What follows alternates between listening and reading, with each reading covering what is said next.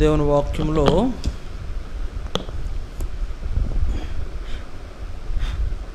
కీర్తన 139వ అధ్యాయం, కీర్తనలు 139వ అధ్యాయము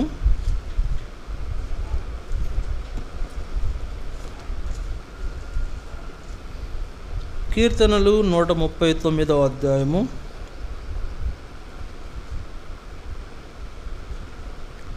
24వ వచనాన్ని చదువుకుంటాం.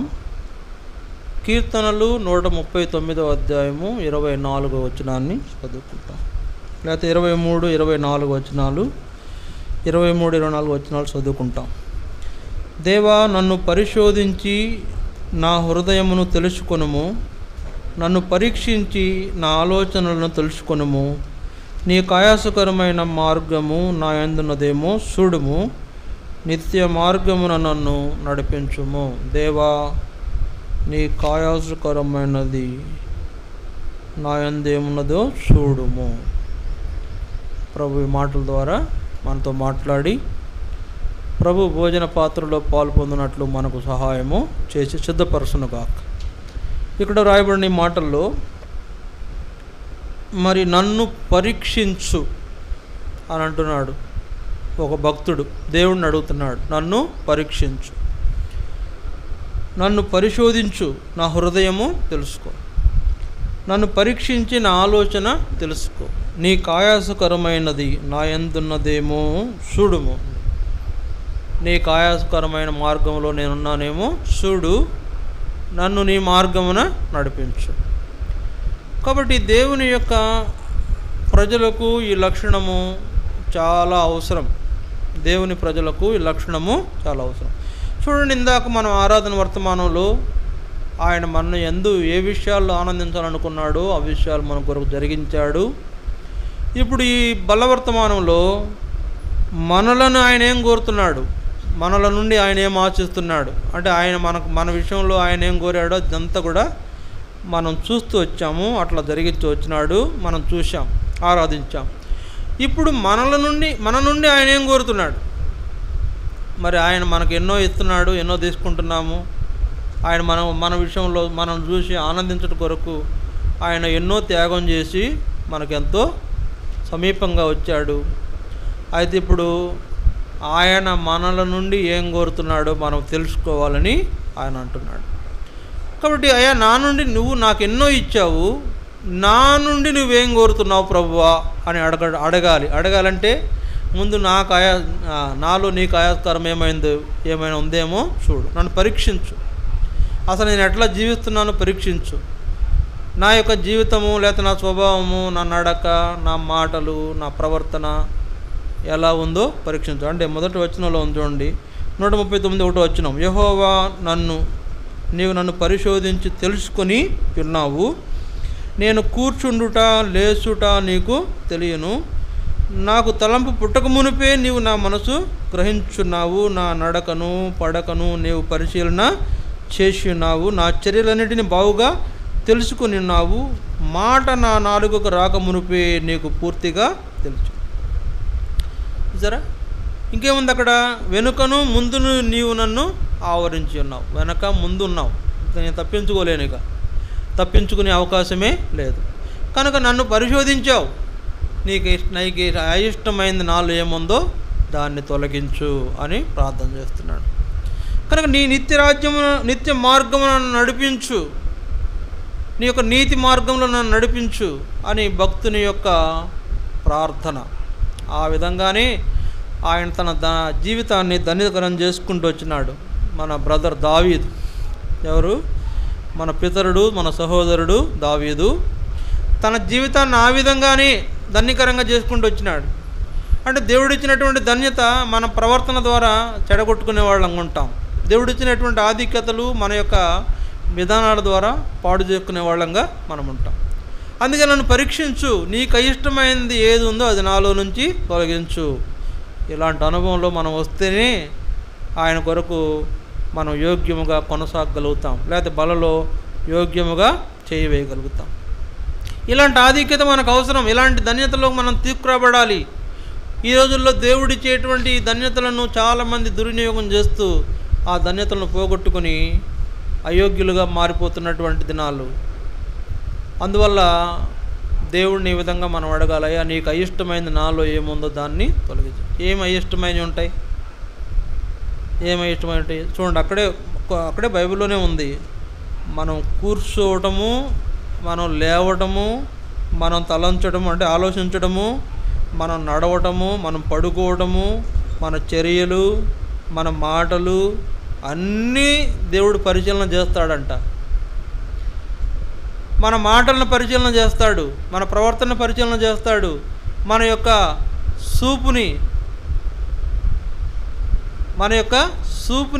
సూపులను కూడా పరిశీలన చేస్తాడు, మనం నడిచే నడకను పరిశీలన చేస్తాడు, మన పడకను కూడా పరిశీలన చేస్తాడు. సరే, అక్కడ ఉంది, నా నడకను నా పడకను కూడా పరిశీలన చేయి అంటే మన నడకను పరిశీలన చేస్తాడు, మన యొక్క పడుకునే విధానాన్ని కూడా పరిశీలన చేస్తాడు. అంటే చూడండి, దేవుడు ఎంత డీప్గా మనలను భూతద్దం పెట్టి చూస్తున్నాడంటే, అందుకే ముందు వెనక ఆవరించి ఉంటాడంట, ముందు వెనకుంటాడు. ఇక మనం తప్పించుకోలేం, ఇక మనం అటు ఇటు తొలగిపోవడం కుదరదు. అందుకే చిక్కుపోయాడు, అక్కడ చిక్కుపోయామంటున్నాడు. ఇప్పుడు అసలు నన్ను కలువ చేసిన వాడు నీవే, చాలా మాట్లాడుతున్నాడు. అసలు నన్ను కలువ చేసిన వాడు నీవే, నా తల్లి గర్భంలో నన్ను పిండంగా వేసిన వాడు నీవే, నన్ను రూపించిన వాడు నీవే, తర్వాత నేను నిర్మించబడటం నీకు తెలుసు, తర్వాత నేను పిండం నయుండగా నన్ను చూశావు, నా చేతులు, నా వేళ్ళు, నా తల, నా నోరు, నా ముక్కు, నా వెంట్రుకలు, నా కండ్లు అన్నీ నువ్వే చేసావయ్యా. కనుక నీ ఆలోచనలు చాలా గొప్పగా ఉన్నాయి నా విషయంలో. అయితే నేనేమో నీకు అయిష్టంగా నడుచుకుంటూ దాన్ని ఆ యొక్క ఆధిక్యతలను పోగొట్టుకుంటున్నాను. అందువలన నీకు ఇష్టమైంది కాక నీకు అయిష్టమైంది ఏదో నాలో ఉందో దాన్ని తీర్చివేయమని ప్రార్థిస్తున్నాడు. కనుక ఈ దినాల్లో ఇట్లాంటి విశ్వాసులు అవసరం, ఇలాంటి పిల్లలు అవసరం దేవునికి. నువ్వు నాకు ఎన్నో ఇచ్చావు, నేను నీకేమి ఇవ్వాలని అడిగేవాళ్ళు అవసరం. అడుగుతున్నామా? ఎన్నో ఇచ్చావు, నాకు ఎన్నో ఇచ్చావు, నేను నీకేమి ఇవ్వాలి, నా నుంచి ఏం ఆశిస్తున్నావు అన్న దేవుని అప్పుడు అడిగామండి మనం. నా నుండి నీవేమి ఆశిస్తున్నది? ఏం ఆశిస్తాడు దేవుడు? ఏం ఆశిస్తాడు? మణులు మాణిక్యాలు ఆశిస్తాడా? వజ్ర వైడూర్యాలు ఆశించాడా? కాని కోరికలు ఏం కోరలేదు కదా, నీ మీద ఇంత బరువైన బండేం పెట్టలేదు కదా, నీ స్తోమతకు మించేమి ఏం అడగలేదు కదా. పోనీ నువ్వు ఆయన దగ్గర తీసుకెళ్దామంటే ఆయన ఏమన్నా లేనివాడా కానివాడా? ఆయన ఐశ్వర్యవంతుడు, నేను ఐశ్వర్యవంతుడును, నా ఐశ్వర్యాన్ని మీకు ఇస్తానంటున్నాడు ఆయన. మీరు నా మాట వినండి, నా మాటను సంబంధించి నడవండి, మీరు ఏం కావాలో కోరుకోండి, అది ఇచ్చేస్తానంటున్నాడు కదా. అంటే మనకే ఇచ్చే ఆయనకి మనమేమిస్తాము? ఏమడుగుతున్నాడు, ఏమిస్తాము? అంటే నీకేం కావాలని ఇప్పుడు అడిగామా? చెప్పండి, అడిగామా లేదా? ఇప్పుడు అడగల, నాకు తెలిసి ఇప్పుడు అడుగుంటాం. కనుక దేవుని దగ్గర నుంచి తీసుకోవడమే కాదు, దేవునికి ఇవ్వడం కూడా తెలిసి ఉండాలి మనం. ఇప్పుడు మీ పక్కింటి వాళ్ళ దగ్గర అప్పు తీసుకున్నావు,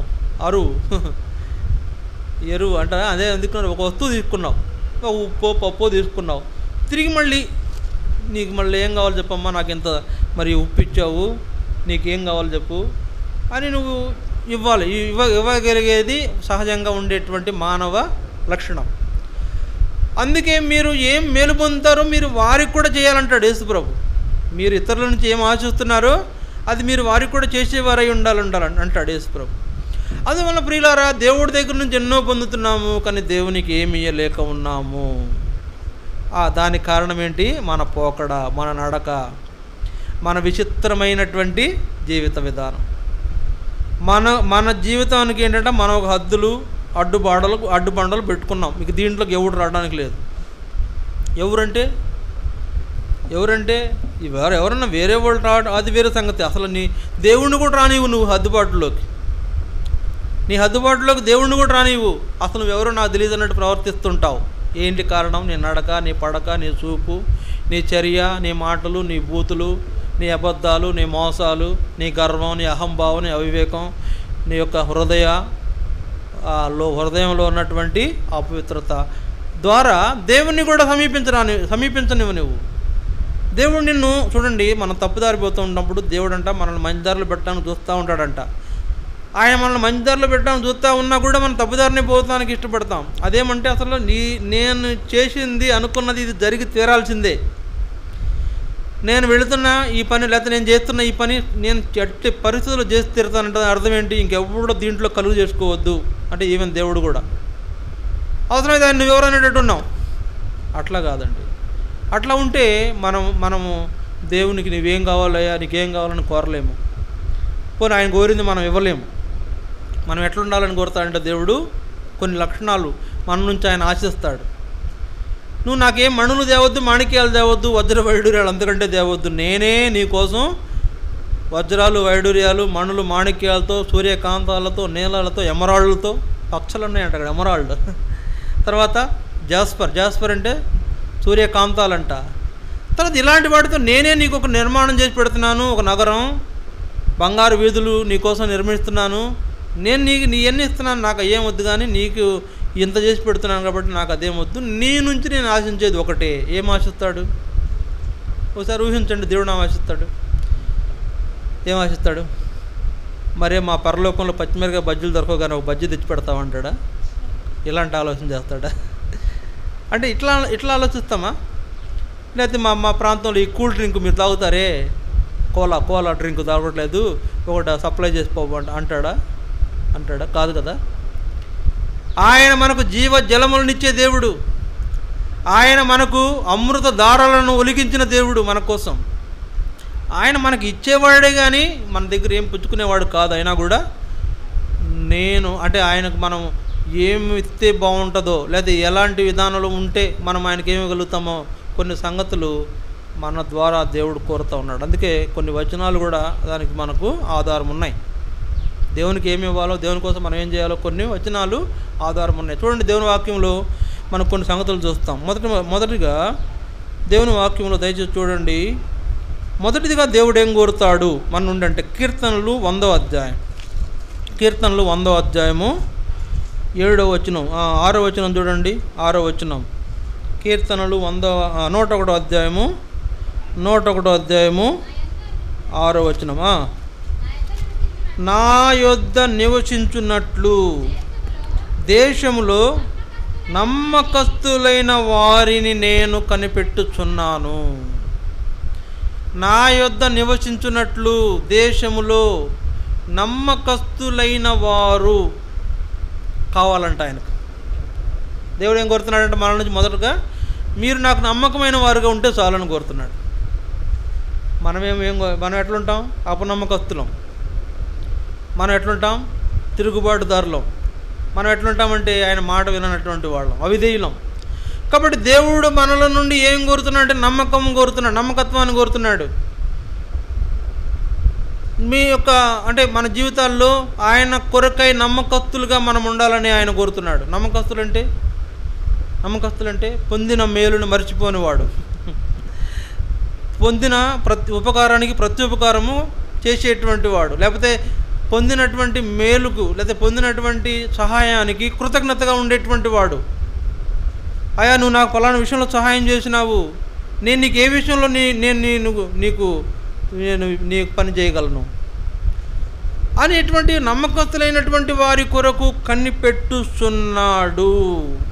ఉన్నామా నమ్మకస్తులుగా? అంటే ఏం చెప్తాను చెప్పండి. వారిని ఏం చేస్తాడంట దేవుడు? వారు నాకు పరిచారకులు అవుతారు అంటున్నాడు. వారు నా పరిచారకులు అవుతారు. నమ్మకస్తులైనటువంటి వాళ్ళు ఎవరుంటారో వారు నా పరిచారకులు. పరిచారకులు అంటే ఓ రాణిగారు ఉన్నారు అంతఃపురంలో, ఆమె కొంతమంది పరిచారకులు ఉంటారు.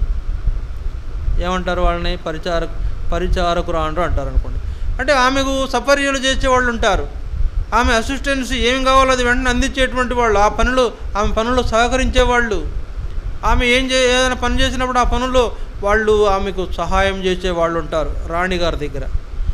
అట్లనే రాజుగారి దగ్గర అంతరంగికులు ఉంటారు. రాజుగారి యొక్క పనుల్లో ఇప్పుడు మన దేవుడు రాజుగారు. మన దేవుడు ఎవరు? రాజుగారు. మనమెవరు? నమ్మకస్తులైనటువంటి వాళ్ళుగా ఆయన దగ్గర ఉండాలని కోరబడుతున్నటువంటి వాళ్ళు. కాబట్టి నమ్మకమైనటువంటి వాళ్ళు ఎవరు ఉంటారో వాళ్లకు ఆయన పనులు అప్పగించాలనుకుంటున్నాడు. ఆ పనుల మీద వారిని నియమించాలనుకుంటున్నాడు. నమ్మకస్తులైన వారి కొనుక్కొని కనిపెడుతున్నాడు. నమ్మకంగా ఉంటున్నామా? ఒకసారి ఆలోచన చేయండి. దేవునికి నమ్మకంగా ఉంటున్నామా? దేవుని యొక్క ఇంటిలో మోషే అనేటువంటి ఒక భక్తుడు ఉన్నాడు. ఆయన గురించి దేవుడే సాక్ష్యం ఇచ్చాడు. మోషే నా ఇల్లంతటిలో నమ్మకమైన వాడు, నా యొక్క ఇంటిలో నమ్మకమైన వాడు. ఇంటి మీద ఆయనకు బాధ్యతను అప్పగించాడు. అంతే, ఇక నువ్వే చూసుకో, ఈ బాధ్యత అంతా నీదే అన్నట్లు. ఆయన ఎక్కడ పొరపాటు చేయకుండా, తూచా తప్పకుండా నమ్మకంగా ఆయన చెప్పిన పనంతా చేసి ముగించాడంట. మోషే దేవుడైన యెహోవా తనతో చెప్పినదంతయు సంపూర్తి చేసి ఆ పనిని ముగించెను అని వ్రాయబడింది. యెహోవా కొండ మీద చూపిన మాదిరి చొప్పున పని అంతయు సమస్తమును చేసి పని ముగించెను అని వ్రాయబడింది. దేవుడు ఏ మాదిరి చూపించాడో ఆ మాదిరి చేశాడంట. వేరే కొత్త మాదిరిని అప్లై చేయాల. మోడల్ ఇచ్చాడండి, మోడల్. ఈ మోడలే, ఇక వేరే మోడల్ పుట్టుకోలే. ఈ మోడల్లో చేయాలి, ఈ మోడల్ నాకు అవసరం అబ్బా అని దేవుడు కోరితే ఆ మోడల్లోనే చేశాడు. ఏ మోడల్లో చేయాలని దేవుడు కోరాడో ఆ మోడల్లోనే ఆ పని చేశాడు. ఉదాహరణకి ఇజ్రాయెల్ ప్రజలు నడిపించేటప్పుడు నువ్వు ఫలానా మార్గాన్ని వాళ్ళని తీసుకెళ్ళు అంటే ఆ మార్గాన్ని తీసుకెళ్ళాడు.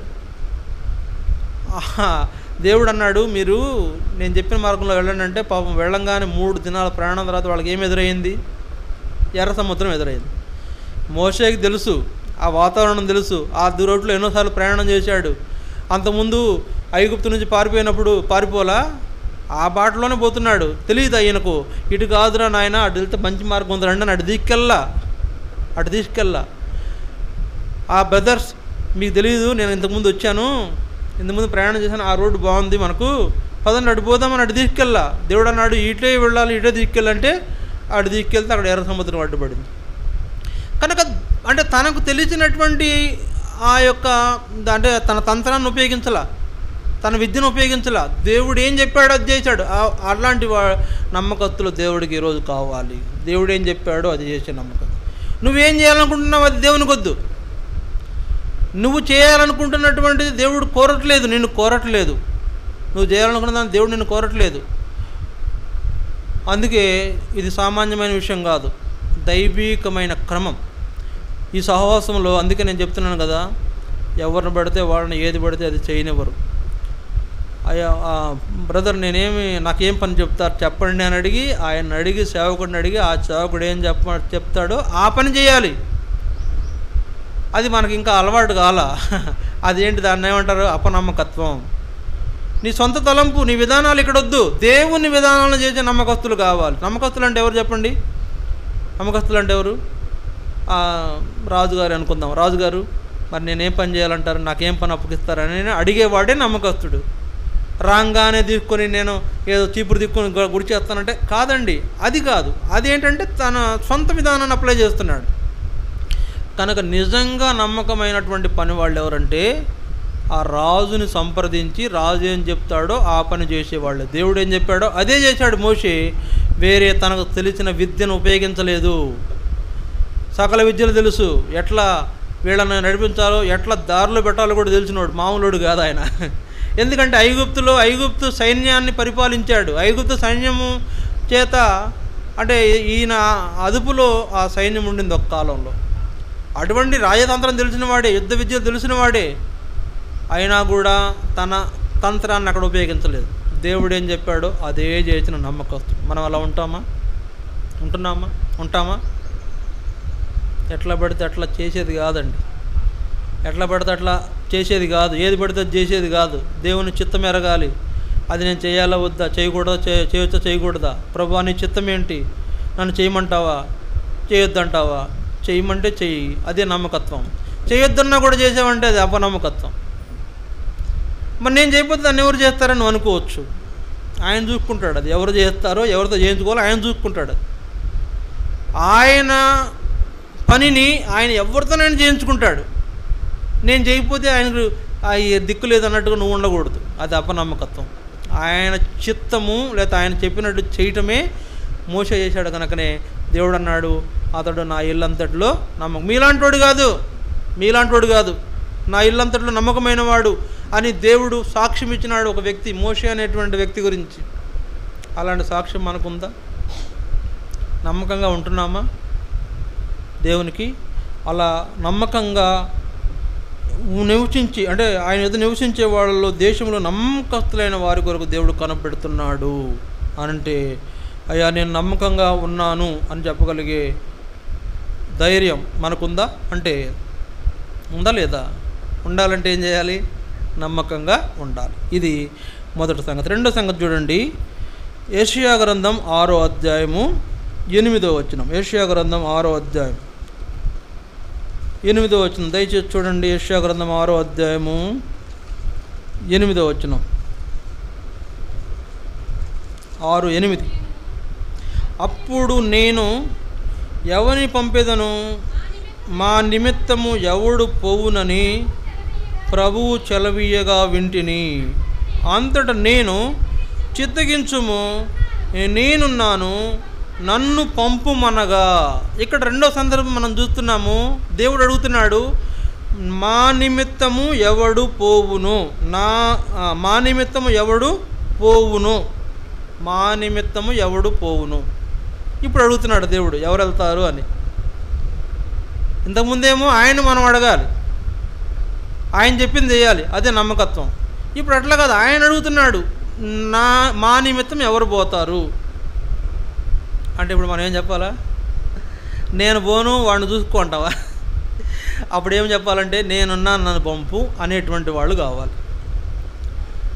మా నిమిత్తం ఎవరు వెళతారు అని అంటే నేనున్నా నన్ను పంపినటువంటి వాళ్ళు కావాలి. ఇక్కడ మాట్లాడాలి, ఇక్కడ అడగాలి, ప్రభువా నేనున్నానయ్యా నన్ను ఏం చేయమంటావు చెప్పు అంటే ఆయన అంటాడు, నువ్వు వెళ్ళి ఆ జనులతో మాట్లాడు, వాళ్ళకు సువార్త చెప్పు.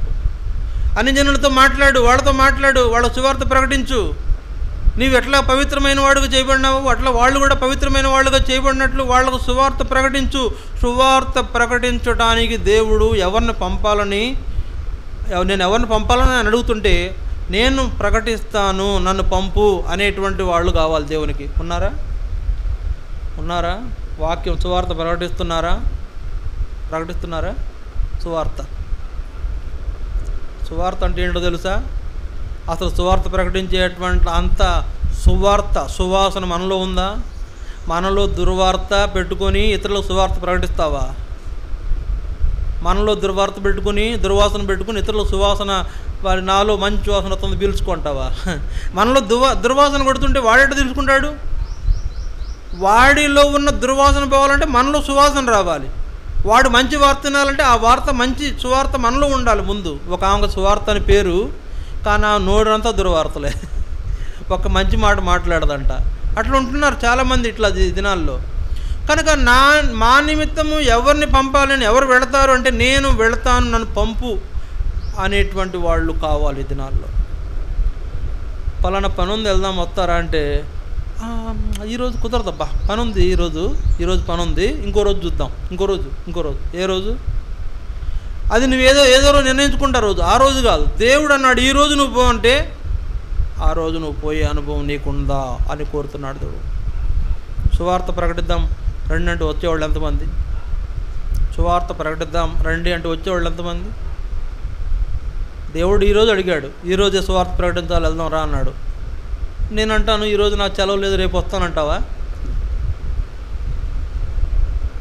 ఈరోజు నాకు, లేకపోతే నాకు ఈరోజు కుదరదు రేపు కుదరదు తర్వాత ఎప్పుడో నాకు ఖాళీ ఉన్నప్పుడు వస్తానంటావా?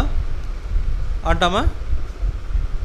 వెంటనే నేనున్నాను యా, నేను ఎక్కడికి పొమ్మంటావు చెప్పు, ఎక్కడ ప్రకటించమంటావు చెప్పు. ఆ కింద నేను ఆ మాటలు వాళ్ళ సువార్త 9వ వచనంలో, ఆయన నీవు పోయి జనులతో ఇట్లనుము, మీరు నిత్యము వినుచుందురు కానీ గ్రహింపకొందురు, నిత్యము చూచుందురు కానీ తెలుసుకొనకొందురు అని వాళ్ళ గురించి మాట్లాడుతున్నాడు.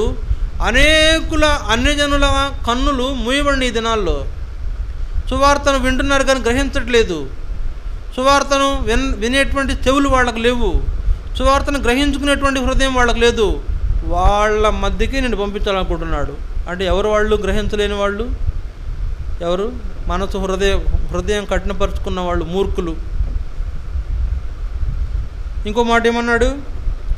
వాళ్ళ కన్నులు ఉంటాయి కానీ వాళ్ళ మనసు అంధకారం, చూడలేరు, వినలేరు, వాళ్ళు వెంటనే నమ్మలేరు. అయినా కూడా వాళ్ళ దగ్గరికి పోయి సువార్త చెప్పాలా? ఒక ఆయన ఇట్లా చెప్పాడు, దేవుణ్ణి నమ్ముకో నువ్వు పరలోకం పోతావు, లేకపోతే పాపంలో ఉండి చచ్చిపోతే నరకానికి పోతామని ప్రకటన చేశాడంట ఒక ఆయన. ఇలా చేస్తామా ప్రకటన? దేవుణ్ణి నమ్ముకు, పాపాలు ఒప్పుకో, పరలోకం పోతావు. ఒకవేళ పాపాలు ఒప్పుకోకుండా పాపాలు చనిపోతే నరకం పోతావు అని అన్నాడంట. చెప్పగలమా? అలాంటి ధైర్యంగా సువార్త ప్రకటించేవాళ్ళు, అంటే అలాంటి సువార్త ప్రకటించేవాళ్ళు కావాలి, అలాంటి సువార్థికులు కావాలి, అలాంటి దేవుని మాటలను ఇతరులకు బోధించి వారిని దేవుని యొద్దకు తీసుకొచ్చేటువంటి వాళ్ళు కావాలి. వాళ్ళు ఎవరైనా ఉన్నారా అని ఆయన అడుగుతుంటే నేనున్నాను, పదండి వెళదాం అనేటువంటి వాళ్ళు ఈరోజు కావాలి. అలా పద వెళదాం అంటున్నావా? నేను రాను, నా వల్ల కాదంటున్నావా? మనం ఆలోచించాలి. ఈ రోజుల్లో నీ సొంత పనులు చూసుకుంటున్నావు, నీ యొక్క ఇంట్లో పనులు చూసుకుంటున్నావు, వ్యక్తిగత పనులు చూసుకుంటున్నావు. ఏ పని తక్కువ చేయట్లా, కొద్దిగా కూడా ఆలోచించట్లా. నీ పనుల కోసం అయితే ఎంతైనా చెల్లిస్తావు. కానీ దేవుని పని అంటే మాత్రం పొరపాటును కూడా ఇది నా పని కాదన్నట్లుగా చేస్తుంటావు. మన నుంచి దేవుడు కోరుతున్న వాటిలో రెండోది ఏంటి? నా పని నిమిత్తం ఎవరు పోతారు అంటే నేను పోతానని చెప్పేవాడు కావాలి. అట్లా లేకపోతే మనం ఆలోచించుకోవాలి. అలాంటి వారి యందు ఆయనకి ఇష్టం లేదు, అలాంటి వారిని ఆయన లెక్కలోకి తీసుకోడు, అలాంటి వారికి అసలు ఆ బాధ్యత కూడా అప్పగించడు. వాళ్ళని ఆ లెక్కలోంచి పక్కన పెడతాడు. ఎవరు ముందుకు వస్తారో వాళ్ళని ఆయన వాడుకుంటాడు, వాళ్ళకే ఆ ఘనతలు ఇస్తాడు, ఆధిక్యతలు ఇస్తాడు, ఆ ప్రయోజనాలు, ఆ బహుమానాలన్నీ కూడా వాళ్ళకే ఇస్తాడు. ఇప్పుడు ఆయన చెప్పిన పనులు చేయకపోవడం కారణం చేత నీకు బహుమానం పోగొట్టుకుంటున్నావు, ఆధిక్యతలు పోగొట్టుకుంటున్నావు. ఏమి లేదు, నిష్ప్రయోజకమైన దాసుడు అయిపోతున్నావు, నిష్ప్రయోజనమైన వ్యక్తి అయిపోతున్నావు. కనుక మా నిమిత్తం ఎవడు పోవును, నేను పంపగా ఎవరు పెడతారు రండి అంటే ప్రభువా ఇగో నేనున్నా, నన్ను పంపించు అనేటువంటి వాళ్ళు కావాలి. బలలో చేయబోతున్నావు, ధైర్యంగా చేయవేయాలంటే నేనున్నా, నన్ను పంపనేటువంటి స్వభావం నీకు ఉండాలి. ఒకవేళ లేకుంటే జాగ్రత్త, ఆలోచించి ప్రభువుకు అప్పగించుకోవాలి. ఇది రెండవ సంగతి. మూడవ సంగతి చూడండి, మత్తయి సువార్త 21వ అధ్యాయం 28-29 వచనాలు. మత్తయి సువార్త 21వ అధ్యాయము 28-29 వచనాలు. 21వ అధ్యాయం 28-29 వచనాలు దయచేసి చూడండి. 28-29 మీకేమి తోచుచున్నది? ఒక మనుషునికి 2 కుమారులుండిరి. అతడు మొదటి వాని యొద్దకు వచ్చి, కుమారుడా, నేడు పోయి ద్రాక్ష తోటలో పని చేయమని చెప్పగా వాడు పోను అని ఉత్తరం ఇచ్చెను. కానీ పిమ్మట మనసు మార్చుకొని పోయెను. అతడు రెండవ వాని యొద్దకు వచ్చి ఆ ప్రకారమే చెప్పగా వాడు, అయ్యా పోదుననెను గాని పోలేదు. ఈ ఇద్దరిలో ఎవడు తండ్రి ఇష్ట ప్రకారం చేసిన వాడని వానిని అడిగెను. ఒక తండ్రికి 2 కుమారులు ఉన్నారంట. ఆ తండ్రికి ఏముంది? ద్రాక్ష తోట ఉంది. నువ్వు వెళ్ళి మన ద్రాక్ష తోటలో పనిచేయమని ఒక కుమారుని పిలిచి చెప్పాడంట, ఒకరిని పిలిచి చెప్పాడు. అతను ఏమన్నాడు? నేను బోను అన్నాడంట. కానీ తర్వాత మనసు మార్చుకొని పోయాడు. రెండో వాడు, నేను పోతాను, నేను తప్పనిసరిగా ఆ పని నేను చూస్తాను, నాదే బాధ్యత, నేను చూస్తాను, అసలు నీకేమి కొద్ది కూడా ఇబ్బంది పడొద్దు నువ్వు అని అన్నాడు అంటలే, కానీ పోలేదు. ఈ ఇద్దరిలో ఎవరు తండ్రి ఇష్ట ప్రకారం నడుచుకున్న వాళ్ళు అంటే ఏం చెప్తున్నాడు అక్కడ? మొదటివాడే ఎవరైతే పోనని పోయినవాడే తండ్రి ఇష్ట ప్రకారం నడుచుకున్నవాడు. కొంతమందిని చూస్తాం పోను అన్నా కూడా తర్వాత మళ్ళీ మనసు మార్చుకుని పోయి ఆ పని చేసే వాళ్ళు ఉంటారు. కొంతమంది పోతామని చెప్తారు, పోరు. ఏం చేస్తున్నారు? ఇప్పుడు అబద్ధం ఆడుతున్నారు, తండ్రిని మోసం చేస్తున్నారు, తండ్రి యొక్క ఆలోచన విధానాన్ని గౌరవించిన వాళ్ళు ఉంటున్నారు. ప్రియులారా, ఈ దినాల్లో మనం కూడా ఒక ఇద్దరు తీసుకుంటే ఇద్దరిలో నీకు ఒక పని చెబితే నేను పోతానని పోకుండా ఉంటున్నావా? లేకపోతే నేను పోయే మనసు లేదన్నట్టున్నా నువ్వు పోయి పనిచేసే వ్యక్తికి ఉంటున్నావా? ఎలా ఉంటున్నావు అంటే ఏం చెప్తాం? ముందు పోను అన్నాడంటే దాని అర్థం ఏంటి? తొందరపడి చెప్పేశాడు, తేల్చి పడేశాడు, నేను పోను అని అన్నాడు. ఒక రకంగా ఇదే బెటర్ ఏమో, పోనని చెప్పేశాడు. ఆయన కూడా తర్వాత ఏం చేసినాడు? ఆలోచించాడు. అరే, నా తండ్రి ఈ పని నాకు అప్పచెప్పాడంటే నన్ను ఎంతగా నమ్ముంటాడు, నేను నా విషయంలో ఆయనకు నేను బాధ్యతగా ఉంటానని ఎంత నమ్మకం ఉంది, ఆయన నమ్మకాన్ని నేను చెడగొట్టకూడదు కదా, ఆయన నమ్మకాన్ని నేను వమ్ము చేయకూడదు కదా. కాబట్టి నా తండ్రికి సంతోషం కలిగించాలని తండ్రి ఇష్టం నెరవేర్చడానికి వెళ్ళి పొలంలో పనిచేశాడు. కానీ పోతాననుకున్నటువంటి వాడు బోలా. పోతాననుకున్నటువంటి వాడు పోని కారణం చేత ఏమైంది? ఎవరు తండ్రి ఇష్ట ప్రకారం చేసిన వాళ్ళంటే పోనని పోయిన వాడే తండ్రి ఇష్ట ప్రకారం చేసిన వాడు. ఈ రోజుల్లో దేవుని ఇష్ట ప్రకారం చేసేవాళ్ళు కావాలి. దేవుని ఇష్ట ప్రకారం, మన ఇష్టం కాదు. మనం మన ఇష్టం వచ్చినట్లు చేస్తాం. ఎట్లా చేస్తాం? మన ఇష్టం. నా ఇష్టం అండి. ఎందుకు మందిరానికి ఆలస్యంగా వచ్చావు? నా ఇష్టం. ఎందుకు మందిరానికి రాలేదు? నా ఇష్టం. ఏంటి ఈరోజు ఆరాధన చేయలేదు? నా ఇష్టం. ఎందుకు బలలో అయోగ్యంగా చేయి వేచావు? నా ఇష్టం. నీ ఇష్టం కాదు. దేవుని ఇష్ట ప్రకారంగా నడుచుకునేటువంటి వాడు కావాలి. ఒకవేళ ముందు కొద్ది నీవు అభ్యంతరపడినా ఆలోచించి అర్థం చేసుకుని ఆ పని చేయగలిగేటువంటి వాళ్ళు కావాలి. అదే దేవునికి ఇష్టం. చేస్తానని చేయకుండా అబద్ధం ఆడి దేవుణ్ణి మోసగించడం, లేకపోతే తండ్రిని మోసగించడం, అది మనకేమైనా పిల్లలుగా మనకేమైనా క్షేమమా అంటే అది ఏమాత్రము అది మనకు క్షేమం కాదు. ఇప్పుడు దేవుని ఇష్ట ప్రకారం చేసేవాళ్ళు కావాలి. నువ్వు చేస్తున్నావా లేదా? నీ ఇష్టం కాదు. నీ ఇష్టమైతే ఎప్పుడు చేయబాకు. నీ ఇష్టమైనది నువ్వు ఎప్పుడు చేసినా అది నీకే ప్రయోజనాన్ని కలిగించదు. దేవుని ఇష్ట ప్రకారం చేసేవాళ్ళు కావాలి. కొద్దిగా మంచి మనసు, ముందుగా మనసు లేకపోయినా ఆ మనసు తెచ్చుకోవాలి. తండ్రి గౌరవాన్ని కాపాడాలి, దేవుని మర్యాదను కాపాడాలి. ఆయన పిల్లలం మనము. ఆయన మనకు కొన్ని బాధ్యతలు అప్పగిస్తాడు, కొన్ని పనులు అప్పగిస్తాడు. నా పని అనుకున్నట్టు చేయాలి. ఇది నా పని, నేనే చేయాలి. నేను చేస్తేనే నా తండ్రికి సంతోషం అంటేనే ఆ పని చేసేటువంటి వాళ్ళే ఎవరైతే ఉంటారో వాళ్ళే తండ్రి ఇష్ట ప్రకారం చేసేవాళ్ళు. అలా ఉంటున్నామా? మనం అంతా కూడా దేవుని దగ్గర బేరాలాడుతూ ఉంటాం. నేను మందిరానికి వస్తే ఏమి ఇస్తావు? నేను నీకు కానుక అయితే ఏమి ఇస్తావు?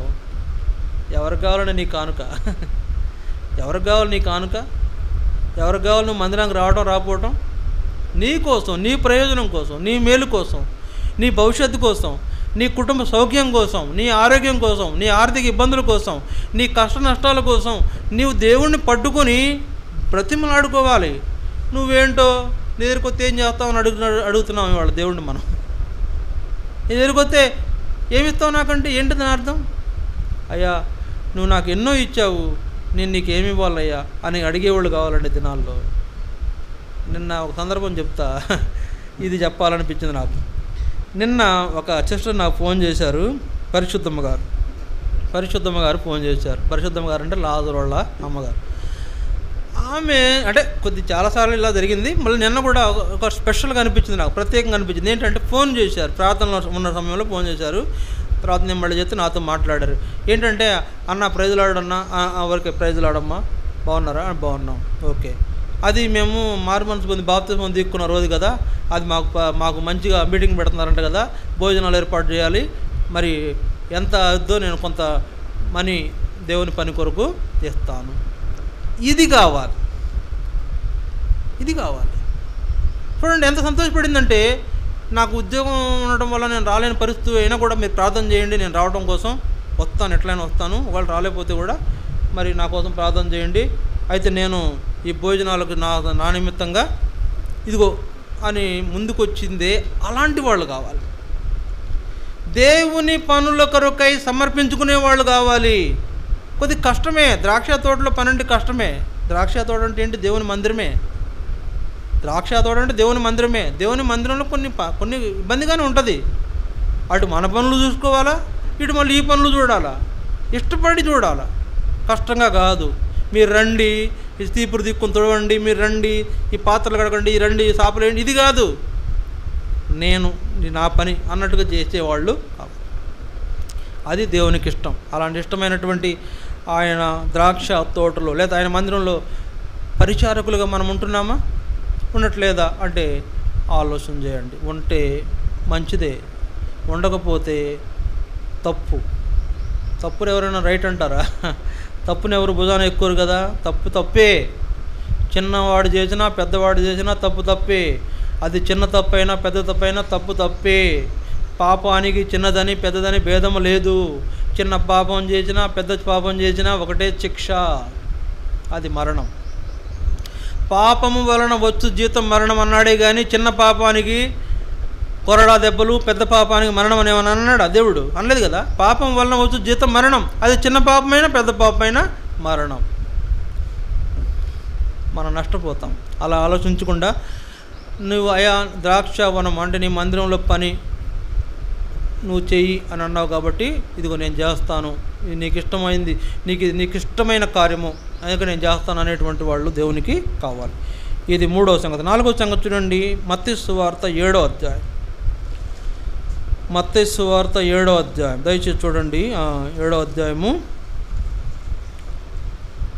మత్తయి సువార్త 7, 21, 22 వచనాలు. 21, 22. ప్రభువా ప్రభువా అని నన్ను పిలుచు ప్రతి వాడును పరలోక రాజ్యములో ప్రవేశింపడు గాని పరలోకమందున నా తండ్రి చిత్త ప్రకారము చేయువాడే ప్రవేశించును. ప్రభువా ప్రభువా అనే ప్రతివాడు పరలోకంలో బోర్డంట యేసుప్రభు చెప్పేశాడు, కన్ఫామ్గా చెప్పేశాడు, నో డౌట్ అబౌట్. దీని గురించి ఎట్టి సందేహం లేదు. నువ్వు ప్రభువా ప్రభువా అన్నంతలోనే పరలోకం పోలేవు. ఏమంటాడు ఆయన?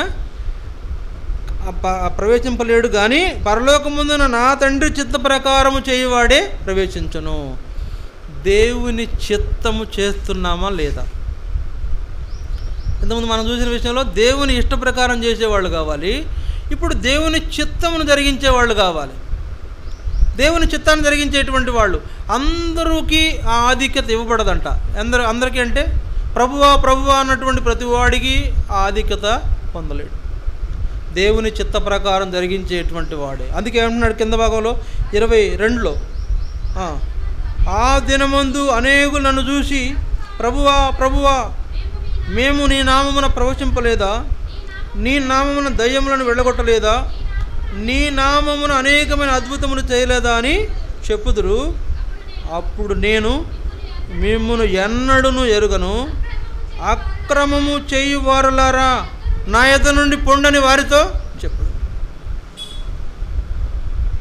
అక్రమం చేస్తాము, మళ్ళీ దేవుని దగ్గరికి వెళ్ళి ప్రభువా ప్రభువా అని అంటాం.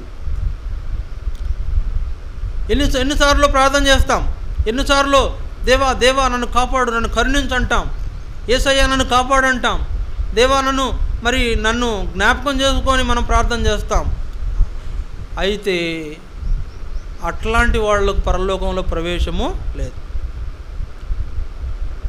వాళ్ళ అవసరతల కోసం, వాళ్ళ అక్కర్ల కోసం, లేదా ఇతరుల విషయం కొరకైనటువంటి ఆలోచన చేసేటువంటి వాళ్ళు ఆయనకు అక్కర్లేదు. ఆయన చిత్తము జరిగించేవాళ్ళు కావాలి. ఆయన చెప్పినట్టు నడుచుకునేవాళ్ళు, ఆయనకి ఇష్టమైనటువంటి నడుచుకునేవాళ్ళు.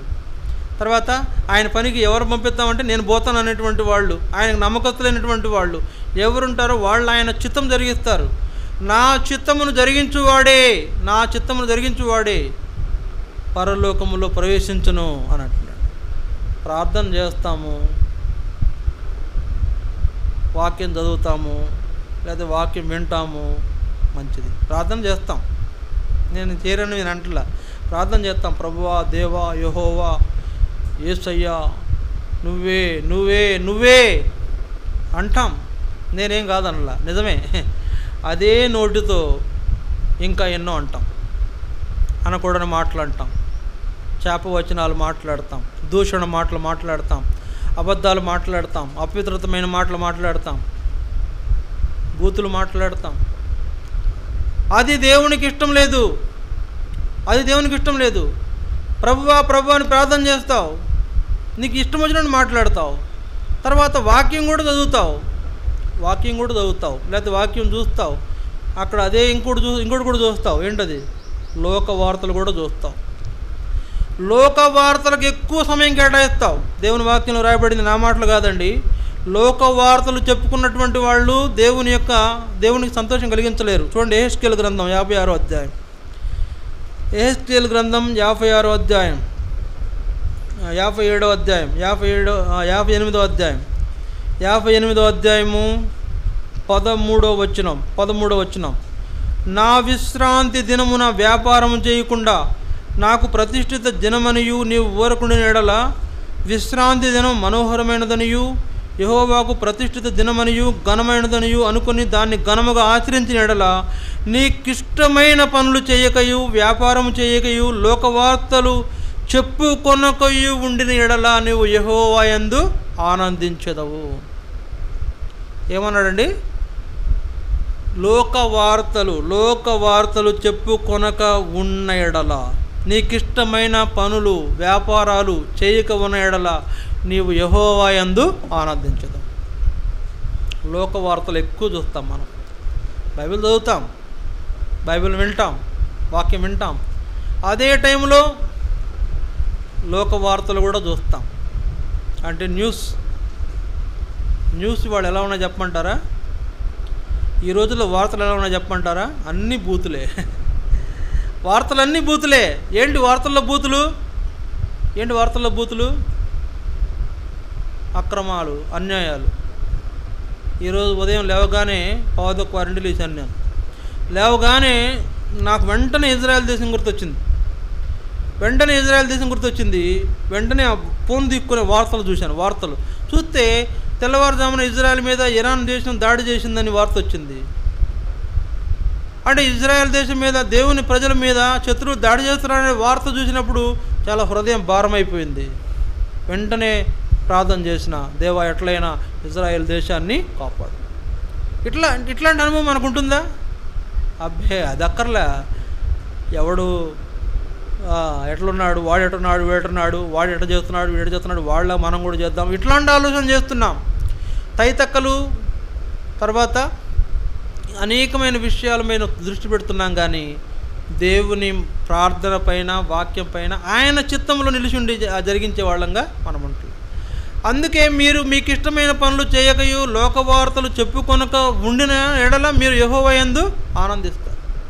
లోకవార్తలు చెప్పుకుంటే మనకు ఆనందం కాదు. ఏం వార్త చెప్పంటారా? ఏం వార్త? పుణ్యక్షేత్రాలకు వెళుతూ కారు యాక్సిడెంట్, దుర్మరణం, 10 మంది దుర్మరణం, ఈ వార్తలు అంతే కదా. అక్రమ సంబంధం, భార్య ఇంకొకటితో ఉండడం చూసి భర్త భార్యను హత్య చేశాడు, ఇది వార్త. ఈ వార్తలు మంచిగా చెడ్డయ్యా ఏం నేర్చుకుంటున్నాం దానివల్ల మనం?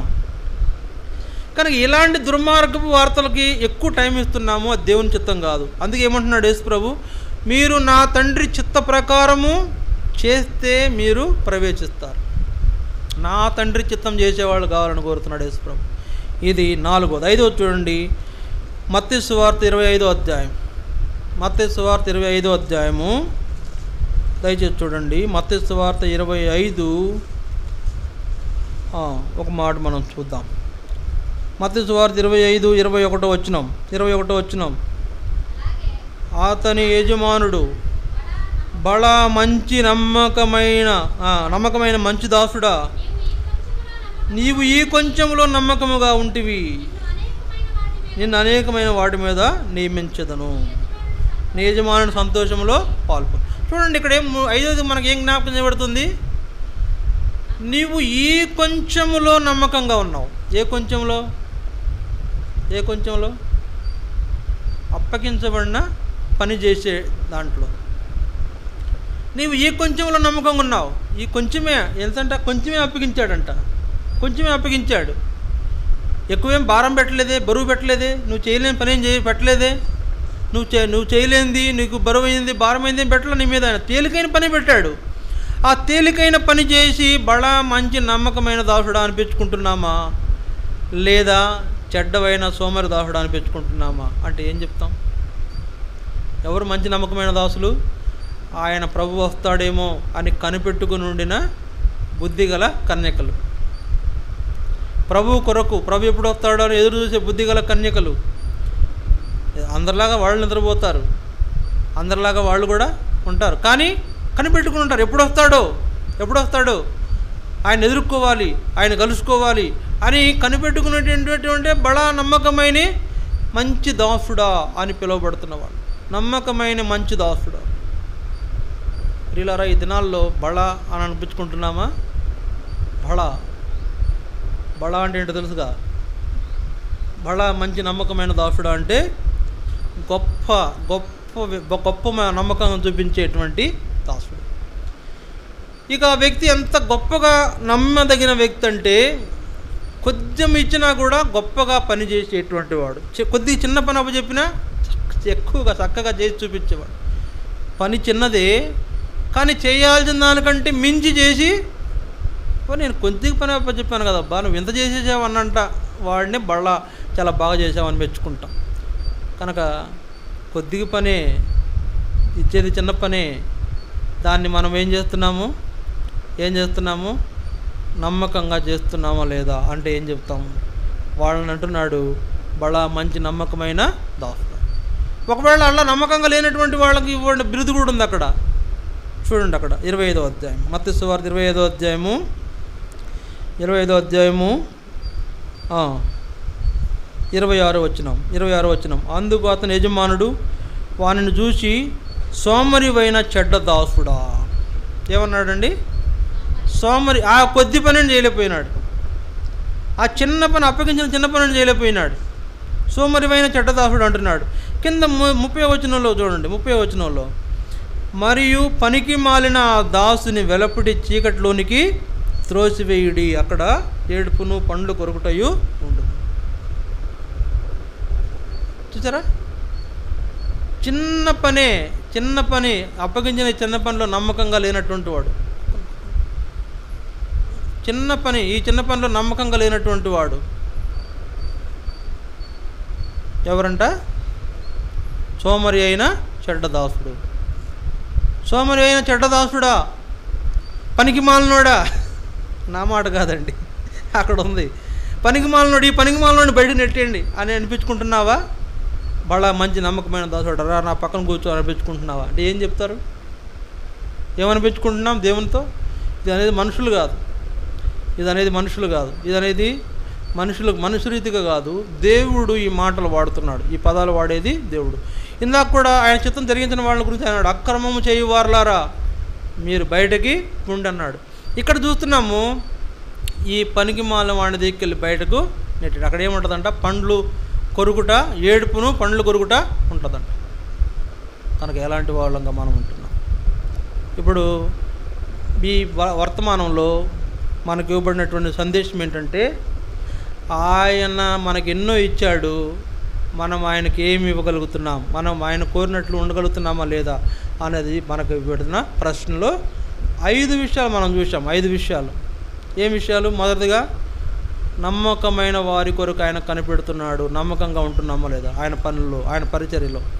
రెండవదిగా ఆయన నా నిమిత్తం ఎవడు పోతాడంటే నేను పోతానని చెప్పగలుగుతున్నామా లేదా. మూడవదిగా ఆయన చెప్పిన ద్రాక్ష తోటలో పనికి ముందు పోనన్నా కానీ తర్వాత మనసు మార్చుకుని వెళ్ళే వ్యక్తికి ఉంటున్నావా, పోతానని పోకుండా ఉండేటువంటి అబద్ధికుడిగా ఉంటున్నావా. నాలుగవదిగా ఆయన చిత్తానుసారంగా నువ్వు ప్రార్థన చేయొచ్చు, చర్చికి వెళ్ళొచ్చు, అన్నీ కానుకలు ఇవ్వచ్చు, అన్నీ చేయొచ్చు, కానీ జీవితంలో ఆయన చిత్తానుసారంగా నువ్వు ప్రవర్తించకపోతే నీవు ఆయన దగ్గర నుంచి వెళ్ళగొట్టబడుతున్న వ్యక్తిగా ఉంటున్నావా. ఐదవదిగా ఆయన యొక్క అప్పగించిన పనిని చేసి మంచి నమ్మకమైన దాసుడా అని పేరు పొందుతున్నామా, లేకపోతే చెడ్డ అయిన సోమరి దాసుడా అని పేరు పొందుతున్నామంటే మనం ఆలోచించాలి. దేవునికి ఎలా ఉంటున్నాము? ఇవన్నీ కూడా దేవుడు లెక్కలో తీసుకొస్తాడు. ఇవన్నీ మనం అడుగుతున్నాడంటే ఆయన ఖచ్చితంగా లెక్కలో తీసుకొస్తాడు. ఒక దినము దీనికి తీర్పు తీరుస్తాడు. నువ్వు ఎక్కువ తప్పు చేసావంటే చెప్పలేము, ఇప్పుడే తీరుస్తాడు. నువ్వు ఇంకా ఎక్కువగా మూర్ఖంగా వెళ్ళావంటే ఇప్పుడే తీరుస్తాడు, ఈ పూటలోనే. ఒకవేళ నువ్వు కొంచెం ఏదో పర్లేదు అన్నట్టుంటే ఒక దినం ఉంటుంది నీకు తీర్పు తీర్చే దినము, ఖచ్చితంగా ఆ తీర్పులో నువ్వు నిలబడాల్సి వస్తుంది. దేవుని పిల్లలకు తీర్పు ఉండకూడదని దేవుడు కోరతాడంట. కానీ వాళ్ళు చేసిన తప్పిదాల వల్ల మేము కూడా తీర్పు తీర్చబడతాము, తీర్పులోకి వస్తాము, నిలబడతామంటే తీర్పు తీర్చి పక్కన పడేస్తాడు. తీర్చలా? అక్రమం చేయవాలా నా ఎదురు నుండి పోండి అనలా, ఈ పనికి మాలను బయటకు నెట్టండి అనలా. తీర్పు ఉంటుంది. మంచి పని చేసిన వాడిని లోపల తీసుకెళ్తాడు, చెడ్డ పని చేసిన వాడిని బయటకు తోలుతాడు. అంటే మనం ఏం చేస్తున్నాం? మంచి పనా చెడ్డ పనా? మంచి పని చేస్తే బలలో పాలు పొందుతాం, చెడ్డ పని చేస్తే పక్కన ఉంటాం. పక్కన మళ్ళీ లోపల రావాలంటే ఆ బుద్ధి లేని కన్యకలు వచ్చి తలుపు కొడుతున్నారంట. అయ్యా తలుపు దిగి, మేమే మహానాడుల విశ్వాసులం, మహానాడుల విశ్వాసులం అయ్యా, మేము మేమే. తలుపు తీయండి బాబు, యేసు ప్రభు గారు, మా పాస్టర్ గారు చెప్పలేదా మీకు? మా పాస్టర్ గారు చెప్పలేదా? మేమే. తలుపు తీయండి అంటే ఆయన ఏమంటాడు? మిమ్మల్ని నేను ఎరగను, మిమ్మల్ని నేను ఎరగనండి. అంటే ఇట్లాంటి పరిస్థితిలో కనుక మనం ఉంటే నష్టపోతున్నామని అర్థం. అలా నష్టపోకుండా ఉండాలంటే ఏం చేయాలా? దేవుని ఏర్పాట్లు జీవించాలి, దేవునికి నమ్మకంగా జీవించాలి. ఆయన కోరినట్లుగా మన జీవితం ఉండాలి, మనం కోరినట్లు కాదండి. గుర్తుపెట్టుకోండి, మీరు తిన్నా, పని చేసుకుంటున్నా, మరి ఒకవేళ ఏ పనిలో ఉన్నా, నడుస్తున్నా, పడుకున్నా, ఏం చేసినా కూడా ఆయన కోరినట్లుగా ఉండాలి. ఒకసారి నేను సెంటర్కి వెళ్ళాను, చాలామంది స్నేహితులను కలుసుకుని వచ్చాను. ఒక ఆయన చూశాడు, మా పాస్టర్ గారు చూశాడు నన్ను ఆ దినాల్లో, ఆ రోజుల్లో. ఏందన్నా చాలా ఎక్కడ ఫోన్ చేస్తే తీయలేదు, ఎక్కడికి వెళ్ళావని అన్నాడు. చాలా కాలం క్రితం నుంచి ఫ్రెండ్స్ని కలవలేదన్నా, కలవటానికి పోయానంటే ఆయన అన్నాడు, నువ్వు అట్లా వెళ్ళొచ్చా అన్నాడు. నువ్వు అట్లా వెళ్ళొచ్చా? నీ సమయాన్ని దేవునికి ఇవ్వాలి, దేవునిది ఆ సమయం. నువ్వేం చేస్తున్నావు? దాన్ని స్నేహితులతో గడిపి ఆ సమయాన్ని దుర్వినియోగం చేస్తున్నావు. అంటే నీ ఇష్టం కాదు, దేవుని ఇష్టం చేయాలి, నువ్వు నీ ఇష్టం చేయకూడదని నన్ను అక్కడ గద్దించాడు. ఇప్పుడు నేను బయటికి వెళ్ళినప్పుడు ఆలోచిస్తా, ఆ మాటలు గుర్తొస్తాయి నాకు. ఇప్పుడు ఒకవేళ నేను బయటికి వెళ్ళినా నా ఫ్రెండ్స్ అందరూ అడుగుతుంటారు నన్ను, ఎప్పుడయ్యా రావేంటి నువ్వు, ఎప్పుడు అటు మొహం చూపి వెళ్ళిపోతున్నా, కజబ్ రా, ఫోటో మరి మనం గడుపుదామని అంటారు. కుదరదు అంటే నేను కుదరదు, మనకు అట్లా కుదరదులని చెప్పేస్తాను. అది మన ఇష్టం కాదు, మనం చేసేది దేవుడికి ఇష్టమా లేదా అనేది మనము ప్రతి విషయంలో ఆలోచించాలి. అది అలాంటి నమ్మకస్తులైనటువంటి వాళ్ళుగా మనం దేవునికి మనం నమ్మకంగా జీవించాలనే దేవుడు కోరుతాడు. ఒకవేళ అలాంటి పరిస్థితి మనలో లేకపోతే సరి చేసుకోవాలండి. మన ఇష్టాలు వద్దు, నీ ఇష్టం కాదు. మందిరం విషయంలో నిర్లక్ష్యం వద్దు, విశ్వాస జీవితంలో అలసత్వం వద్దు. ప్రార్థన చేసుకుంటున్నావా, వాక్యం చదువుకుంటున్నావా అంటే ఏం చెప్తావు? ఈరోజు బైబిల్ చదివావంటే ఏం చెప్తావు? ఈరోజు మోకరం ప్రార్థన చేసావంటే ఏం చెప్తావు? మరి ఇంతే కాదు, ఇది ఒక్కరోజుతో అయిపోయిందా? నిన్న ఏం చేసావు, మొన్న ఏం చేసావు? ఉపవాస ప్రార్థనకి ఎందుకు రాలే? ఉపవాస ప్రార్థనకి ఎందుకు రాలా? ఇట్లాంటివన్నీ లెక్కలోకి వస్తాయి. మన ఇష్టాలు కాదు, దేవుని ఇష్టాలు మనం నెరవేర్చే వాళ్ళు ఉండాలి. ఆయన మన విషయంలో ఆనందపడాలని కోరుతుంటే మనం ఎట్లుంటే ఎట్లా ఆనందపడతాడు? దుఃఖపడతాడు, ఏడుస్తాడు. నీ తండ్రిని దుఃఖపెడతావా? మీ నానే ఉన్నాడు అనుకోండి, నువ్వు చేసిన పనికి దుఃఖపడుతుంటే నీ హృదయం ఎంత ద్రవించిపోతుంది. అట్లాగే ఈ పరలోకపు తండ్రి కూడా నీవు చేసే తప్పు పనులకు ఆయన మనసు ద్రవించిపోతుంది, ఆయన మనసు ఎంతో దుఃఖభరితం అయిపోతుంది. ఆయన దుఃఖపెడుతున్నావు, ఫలితంగా మనం ఏమీ మేలును పొందలేము, ప్రయోజనాలను పొందలేము, నష్టపోయే వాళ్ళంగా అవుతాం. అలా ఉండకుండా దేవుని ఏర్పాట్లో యోగ్యంగా మనం ప్రభు కొరకు జీవిస్తూ ప్రభు బలలో పాలు పొందాలనేదే ప్రభు కోరిక. మోకరించండి, వాక్యాన్ని ఆధారం చేసుకుంటాం, వాక్య ప్రకారం బలలో పాల్పొందుతాం.